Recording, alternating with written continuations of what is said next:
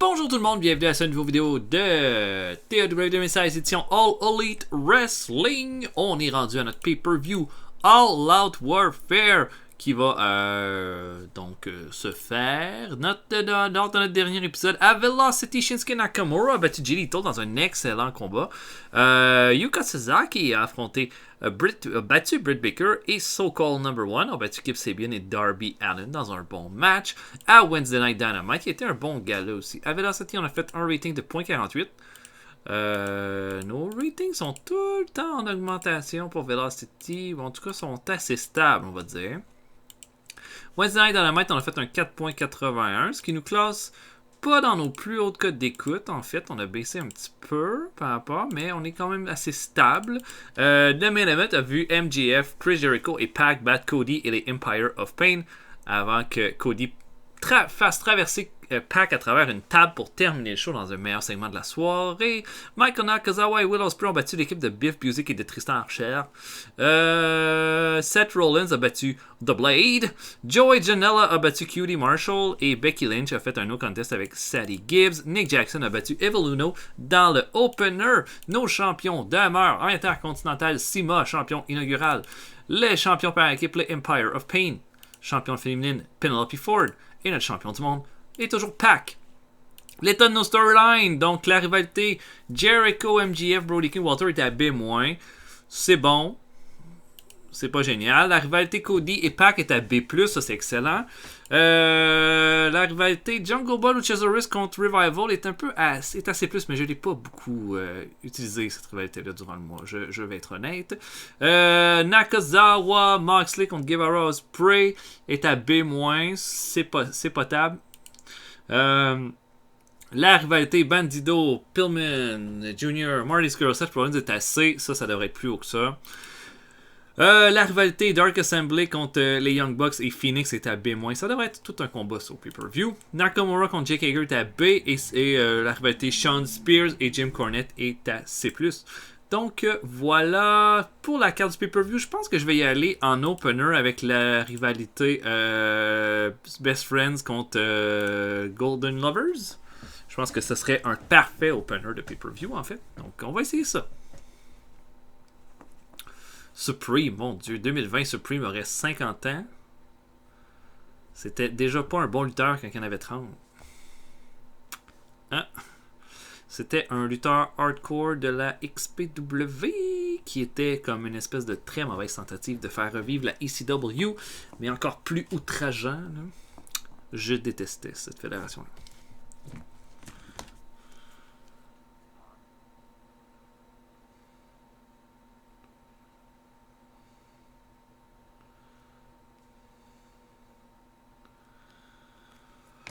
Ah, c'est long. Bon, ce que je vais faire, c'est que je vais avancer jusqu'au pay-per-view, puis on va se voir après. À tantôt, tout le monde. Ok, donc, on va trouver notre broadcaster. On va mettre In the Man.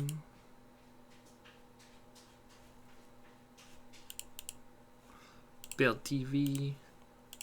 Internet pay-per-view. Ensuite, on a quelque chose qui se passe entre Emi Sakura et Rio. Emi Sakura a pris Rio en tant que protégé. Ouais, merci. C'est génial, ça. Ok, bon, on va y aller avec un middle.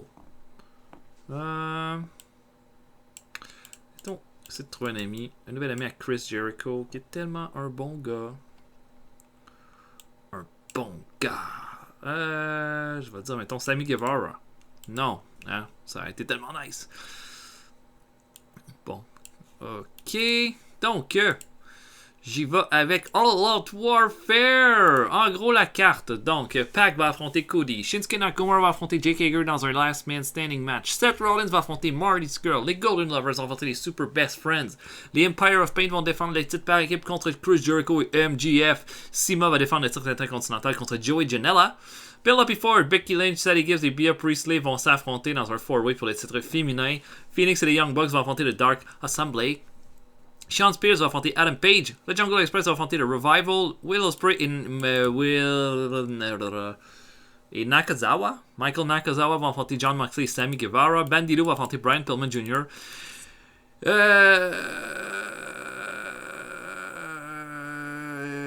Sasaki et Shida vont affronter Britt Baker et Nyla Rose. Et Kip Sabian va affronter Christopher Daniels. Donc, vous allez avoir les résultats plus tard. À tantôt, tout le monde.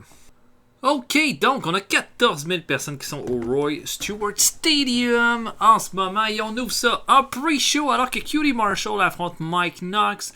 J'ai donné une victoire à QT Marshall par soumission sur Mike Knox, qui est un lutteur local, ancien de la WWE et de la TNA. Je viens de signer QT Marshall, je trouve pas qu'il est dégueu du tout là, dans ses performances. Fait que probablement que je vais essayer de trouver un petit quelque chose pour le mois prochain. Donc je voulais lui donner un petit spot, une petite ouverture. Ensuite, Kylie Ray affronte Holy Dead. Holy Dead qui est une des lutteuses de notre développement. J'ai donné la victoire à Kylie Ray. J'ai rien fait avec Kylie Ray depuis que je l'ai signé. Je pense que je l'avais mis comme en finale pour la première championne féminine contre Aja Kong. Au départ, j'ai rien fait avec. On sait que dans la réalité, Kylie Ray a été signée par la All Elite Wrestling et est partie après quoi 2 ou 1 apparence. Puis là, rendu à la TNA, whatever, elle a comme pris une retraite. C'était vraiment bizarre cette affaire-là. Je pense qu'il y aurait peut-être quelque chose à faire. Du moins, il y a quelque chose à essayer avec Kylie Ray. Fait que probablement que le mois prochain, on va essayer quelque chose avec elle. Myron Reed affronte Big Damo qui va terminer ça avec le Sweet Butter. Ben, Big Damo, il faut l'utiliser. J'avais pas tant de choses pour lui, mais je vais y trouver quelque chose pour le mois prochain, c'est certain. Essayer de peut-être un peu de le renipper un peu. C'est vrai que je pense qu'il y a une présence qui est inquiétante de la façon qu'on l'a utilisé, mais il a perdu généralement toutes ses grosses rivalités. Et le dernier combat, Marco Stunt affronte Frankie Kazarian avec Kazarian qui va faire son Tomikaze à 6 minutes 3. Kazarian, c'est le meilleur en SCU pour les combats. Va falloir y trouver quelque chose pour le mois prochain. Je vais y trouver une rivalité digne pour lui. Donc voilà pour ça. On ouvre le show alors que les Golden Lovers s'en prennent aux Super Best Friends comme il fallait s'y attendre. C'est un bon match. B- seulement pour Omega, alors qu'Ibushi va faire un B+. Omega va amener son Rumble Skill, Ibushi son Performance Skill. C'est un bon match avec Omega qui va faire son One Wicked Angel sur Trent pour terminer le tout. Et voilà, c'était bon. Je pense que c'est une belle façon là, d'occuper les Golden Lovers pour le mois, de les mettre dans une petite rivalité par en équipe. Ça n'a pas été vilain. Donc voilà. Jungle Boy le Luchasaurus affronte le Revival. Bon match. De B- entre les deux équipes. Marco Stunt va accompagner là, le Jungle Express. Sauf qu'à un moment donné, il va se faire complètement. Scott Dawson va donner un coup de pied dans la gueule de Marco Stunt. Il va le tabasser. Là, ça va amener le Luchasaurus pour aller l'aider. Sauf qu'il va laisser Dashwater tout seul alors qu'il va enfermer Jungle Boy dans un Reverse Figure Four pour la victoire du Revival. Un bon match de B-. Donc. Et puis voilà. Un autre combat par équipe, cette fois-là. Un autre bon, alors que le Phoenix et les Young Bucks affrontent le Dark Assembly. Donc Evil Uno, Stu Grayson et Pentagon Jr. Un bon match avec... je m'étais dit que ça allait être difficile de faire perdre les faces parce que Phoenix, c'est pas un qui avait comme une réputation de vouloir perdre. Sauf que c'est Pat Jackson qui va recevoir le sacrifice pour l'abandon. Je pense que il fallait faire gagner les heels pour les crédibiliser dans ce combat-là. La meilleure performance revient à Nick Jackson avec un B+, mais je pense que ça va s'en venir. Là. Surtout pour Grayson et Pentagon qui font vraiment bien ça. Evil Uno améliore son Rumble Skill. C'était bon. Une promo pas si bonne que ça de Seth Rollins. En fait, là, qui parle... il parle pas de la bonne personne. Il devrait parler de Marty Scurll. Qui dit que Marty Scurll aimerait tellement être Seth Rollins. Ça paraît dans sa voix, ça paraît dans la façon qu'il s'habille, ça paraît dans la façon qu'il lutte. Il aimerait ça être Seth Rollins. Puis, il aimerait bien ça un jour pour pouvoir dire... Tu sais quoi, Marty, on y va ensemble, on lutte ensemble, on va se donner un bon combat ce soir. Mais t'as tout fait pour rendre ça horrible, t'as tout fait pour me faire chier durant des mois. T'as été une vraie peste avec toi puis Brian Pillman Jr. Vous m'avez attaqué, vous m'avez fait vivre 2 mois de merde. Ben ce soir, je te le rends à fois 1000.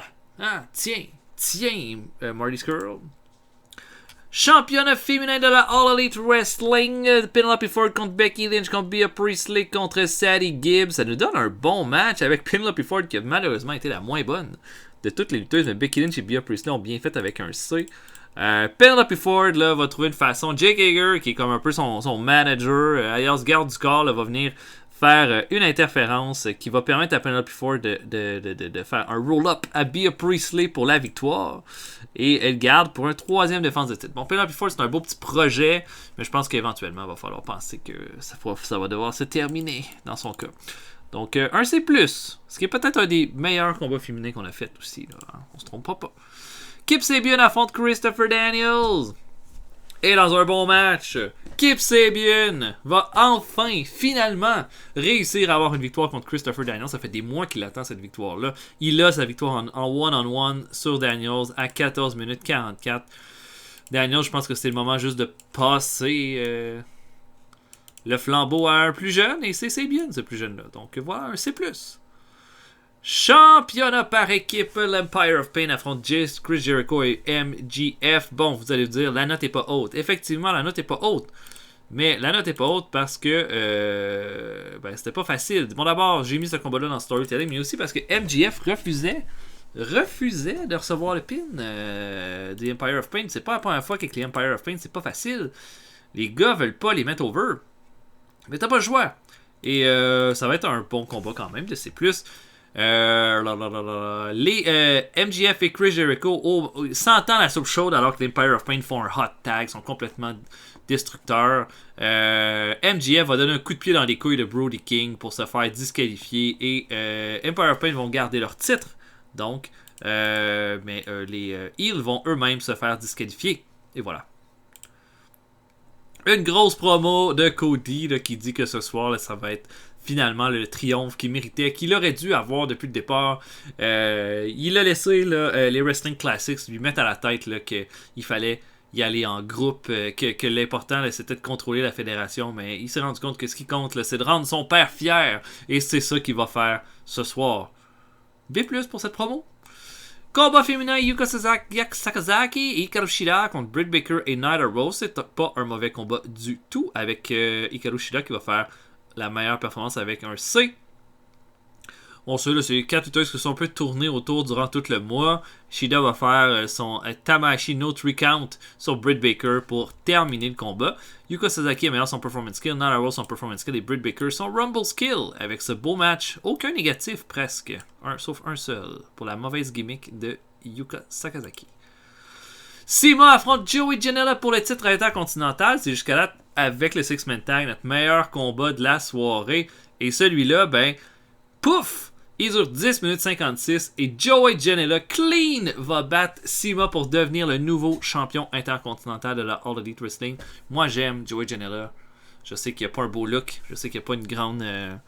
je sais qu'il n'y a pas le look d'une superstar. Mais moi, je l'aime bien. Puis, je lui donne le titre intercontinental parce qu'il l'a mérité. Il a donné des bons combats. Puis, il a attendu son tour et tout. Là, parce que c'est pas celui que j'ai le plus utilisé en avant-plan. Il donne une belle performance de B. Ça me donne un beau combat de B+. Sima améliore son performance skill. Sima bien fait selon les circonstances. Il est un peu vieux, Sima.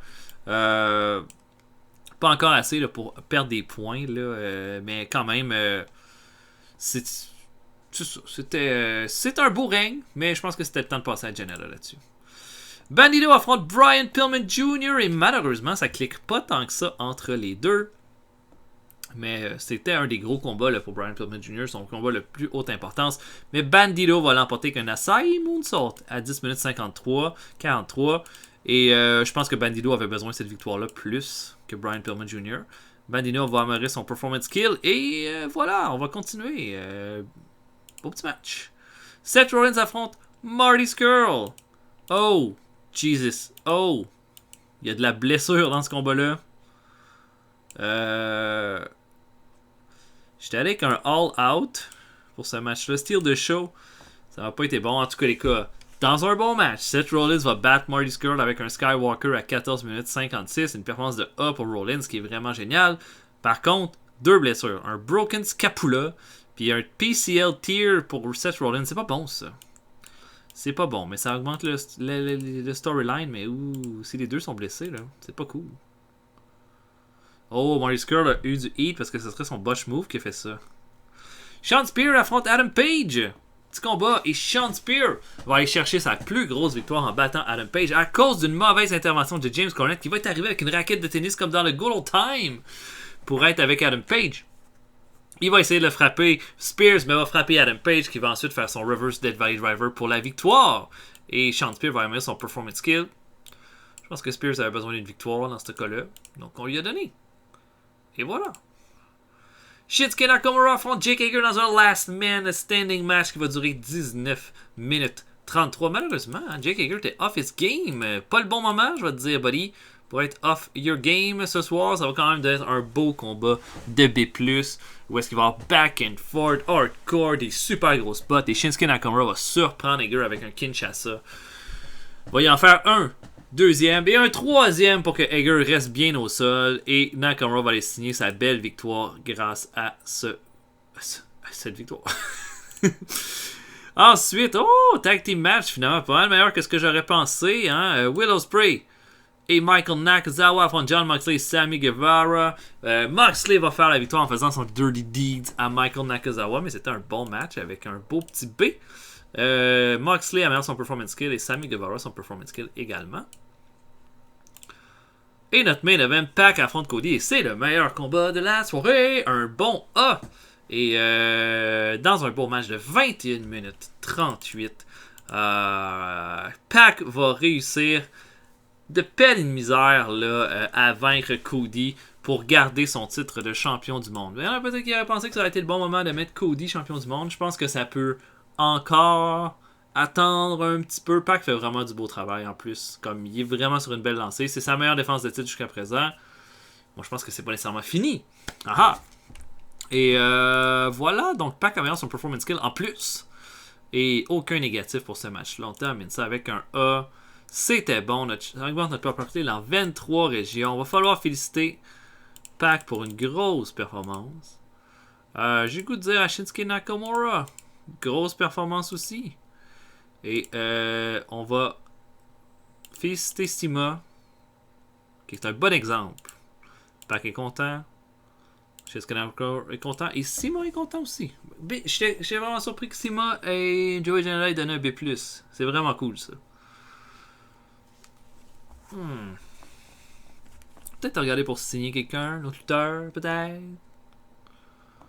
Je sais pas.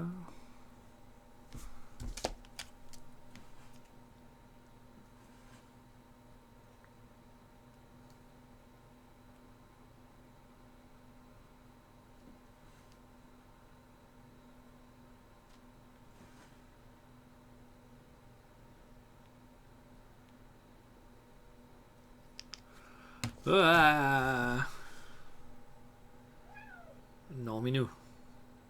Pas le temps. Je suis sur un gros projet, là. On va voir au moins combien on a fait d'argent pendant le mois. Tellement une grosse database. Lourde. Oh, c'était Survivor Series qui a fait un B-, alors que le Show Miz a battu Braun Strowman et Rey Mysterio dans le main event. Wow.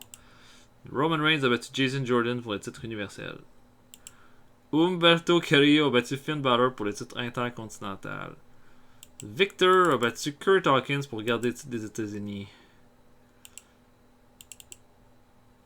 Nikki Bella a battu Peyton Royce, Candice LeRae et Ronda Rousey pour le titre féminin. Kalisto a battu Akira Tozawa pour garder le titre Cruiserweight.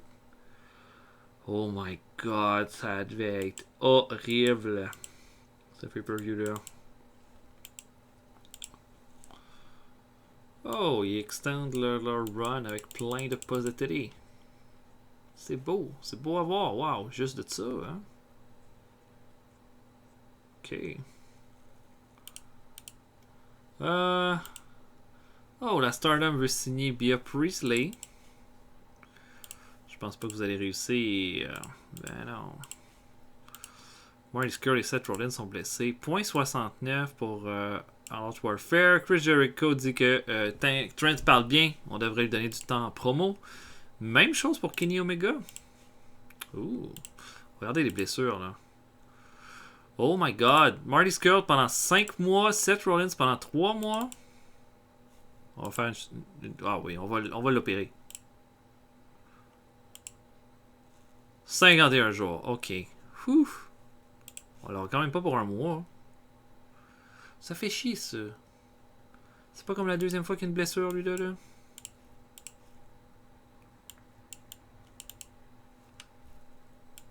cas, là, ses jambes sont... Les jambes sont pas là, là. Mais 5 mois sans Marty Scurll aussi, pas cool.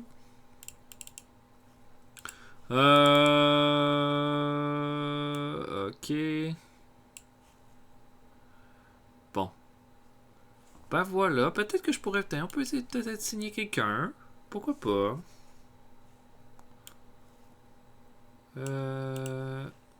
To hire can work in the United States. Oh, peut-être pas ça. Ça va. Je le changerai dans la base de données si je veux quelqu'un d'intéressant et qui n'est pas là. Tourne dans les hauts. Pourquoi pas?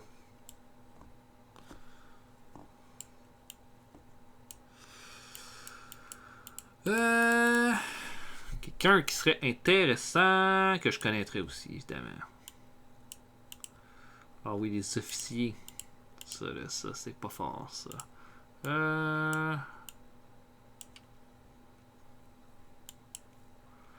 Non. ODB, c'est non. Octagon, trop vieux.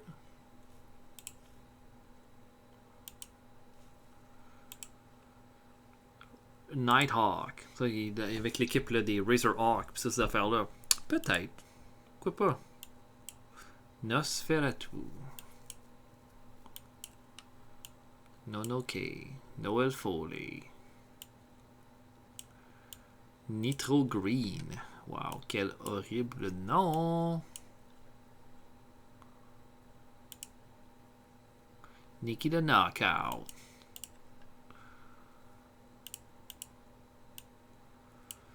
Nicole Matthews.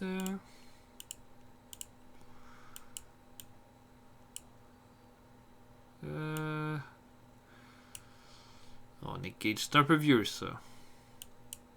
Nick Dinsmore, c'est un peu vieux aussi. Nick Burke, c'est un peu vieux. Nick Aldis, ouh.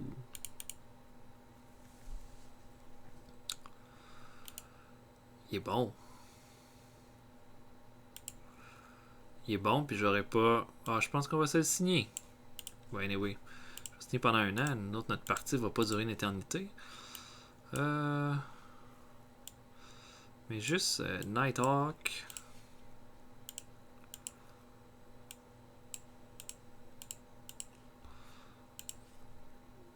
Et Razorhawk. Ça va être bon dans le développement, ça.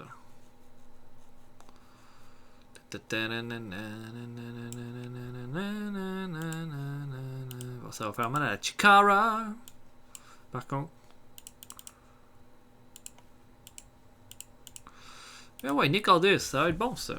Donc, voilà, j'espère que vous avez apprécié. Laissez des likez la vidéo, laissez des commentaires. Pour le reste, on va se voir pour un prochain épisode de All Elite Wrestling bientôt. Mon nom était le Retro Pad Driver. Je vous souhaite une bonne journée à tous. Salut tout le monde, à la prochaine.